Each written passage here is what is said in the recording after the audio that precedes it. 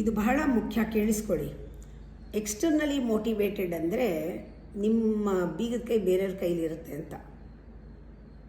ಅವ್ರು ತಿರುಗಿಸ್ದಾಗ್ಲೇ, ಅವ್ರು ಬಂದು ತೆಗ್ದಾಗಲೇ ಬಾಗಿಲು ತೆಗಿಯೋದು, ಇಲ್ಲದೇ ಆಗಲ್ಲ. ಎಕ್ಸ್ಟರ್ನಲಿ ಮೋಟಿವೇಟೆಡ್ ಅಂದರೆ ಹಾಗೆ, ಬೇರೆಯವರು ನಿಮ್ಮನ್ನು ಮೋಟಿವೇಟ್ ಮಾಡಬೇಕು, ಚುಚ್ಚಬೇಕು, ತಳ್ಳಬೇಕು, ಎತ್ತಬೇಕು. ಅಮ್ಮ ಏನಾದ್ರೂ ಮೋಟಿವೇಶನ್ಗೆ ಸೋರ್ಸ್ ಆದರೆ, ಅಕಸ್ಮಾತ್ ನಾನು ನಿಮ್ಗೇನಾದ್ರೂ ಮಾಡಬೇಡಿ, ಸರಿಯಿಲ್ಲ ಅಂತ ಏನಾದರೂ ಹೇಳಿದ್ರೆ ನಿಮಗೆ ಡಿಮೋಟಿವೇಟ್ ಆಗೋಗುತ್ತೆ. ನಿಮ್ಮ ಇಷ್ಟ ನಾನು ಕೇಳದೇ ಇದ್ದರೆ ಡಿಮೋಟಿವೇಟ್ ಆಗಿಬಿಡುತ್ತೆ. ಅವಾಗೇನು ಹೇಳ್ತೀರಾ? ಅಯ್ಯೋ ನನಗೆ ಆಸಕ್ತಿನೇ ಅಲ್ಲ ಅಮ್ಮ, ಇಂಥ ಮಾತು ಹೇಳಿಬಿಟ್ರು, ಅವ್ರು ಹಂಗೆ ಹೇಳ್ತಾರೆ ಅಂತಲೇ ಗೊತ್ತಿರಲಿಲ್ಲ, ನನಗೆ ಇವಾಗ ಆಶ್ರಮಕ್ಕೆ ಹೋಗೋಕ್ಕೆ ಇಷ್ಟ ಇಲ್ಲ, ನನಗೆ ಇಷ್ಟನೇ ಇಲ್ಲ, ಅಮ್ಮ ನಾನು ಸರಿಗೆ ನೋಡ್ಕೊಳ್ಳೇ ಇಲ್ಲ, ನನ್ನ ಮಾತಾಡಿಸ್ಲೇ ಇಲ್ಲ, ಸರಿಗೆ ಡಿಮೋಟಿವೇಟ್ ಮಾಡಿದ್ರು ನನಗೆ, ನಾನು ಎಷ್ಟು ಉತ್ಸಾಹದಲ್ಲಿದ್ದೆ.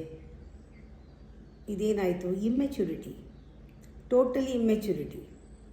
ಮಗು ಇದ್ದಾಗ ಒಂಥರ ನಿಮಗೆ ಹೊರಗಡೆಯಿಂದ ಯು ನೀಡ್ ಮೋಟಿವೇಶನ್, ಮಗು ಇದ್ದಾಗ. ಈಗ ಬೆಳೆದ ಮೇಲೆ ನಿಮಗೆ ಒಂದು ಕಂಟಿನ್ಯೂಟಿ, ಒಂದು ಕನ್ಸಿಸ್ಟೆನ್ಸಿ ನೀವು ಮಾಡೋದ್ರಲ್ಲಿ ಬೇಕಲ್ಲ, ನೀವೇ ಮೋಟಿವೇಟ್ ಮಾಡ್ಕೋಬೇಕು. ಆವಾಗವಾಗ ಯಾರಾದರೂ ಬಂದು ಹೇಳ್ತಾರಾ? ಫೋನಿಗೆ ಕಾಯ್ತೀರಾ? ನಾ ಹೇಳಬೇಕು ಅಂತ ಕಾಯ್ತೀರಾ? ನಿಮಗೆ ಗೊತ್ತಿಲ್ವಾ? ಓನ್ ಇನ್ನರ್ ಫ್ಯೂಯಲ್ ಅದು. ಇದಕ್ಕೆ ಹೇಳ್ತಾರೆ ಮೋಟಿವೇಶನ್ಗಿಂತ ವರ್ಡು ಇನ್ಸ್ಪಿರೇಷನ್ ಅಂತ. ಅದು ಯಾರೂ ಕೊಡಲ್ಲ, ನಿಮ್ಮ ಒಳಗಿಂದನೇ ಆಗಬೇಕು, ಇನ್ಸೈಡ್. ಅದು ಮೆಚ್ಯೂರಿಟಿ.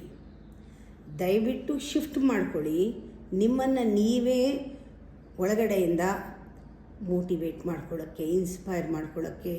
ಆಗಲೇ ನಿಮಗೆ ಆ ಶಕ್ತಿ ಗೊತ್ತಾಗೋದು, ಇಲ್ಲದ್ರೆ ಗೊತ್ತಾಗಲ್ಲ. ಬೇರೆಯವರೆಲ್ಲ ಸೋರ್ಸು ನೀವೇ.